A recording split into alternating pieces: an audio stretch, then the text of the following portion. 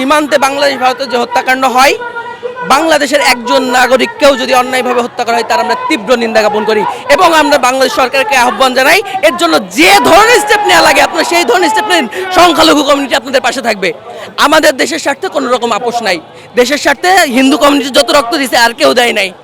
বাংলাদেশের স্বার্থে হিন্দু কমিউনিটির মানুষ পার ক্যাপিটা যত রক্ত দিছে, বলা হয় 30 লাখে 24 লাখই শহীদ ছিল হিন্দু, কিন্তু এই ডাটা যদি আপনি নাও মানেন তারপরেও জনসংখ্যার তুলনায় হিন্দুরা দেশের জন্য রক্ত দিচ্ছে আর কেউ দেয় নাই।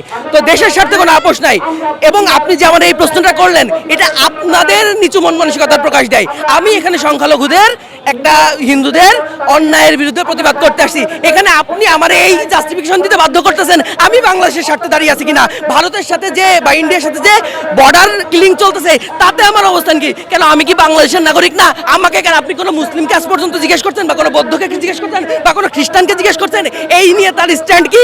তার মানে কি আপনি নিজেও কিন্তু অ্যাজ এ মিডিয়া আমার ট্যাগ করে দিলেন। আপনি মিডিয়া কিন্তু আমার টার্গেট করে ফেললেন। আমার কাছে কিন্তু আপনি পাকিস্তানের ব্যাপারে জিজ্ঞেস করেন নাই যে পাকিস্তানের সাথে সম্পর্ক কি। কারণ আপনার সাবকনশিয়াস মাইন্ডে কোথাও না কোথাও চলতেছে যে হিন্দুরা বোধহয় ইন্ডিয়ার পারপাস সার্ভ করতেছে, মুসলিমরা পাকিস্তানের পারপাস সার্ভ করতেছে। আমরা সবাই বাংলাদেশি, আমরা সবাই বাংলাদেশের পারপাস সার্ভ করতে চাই।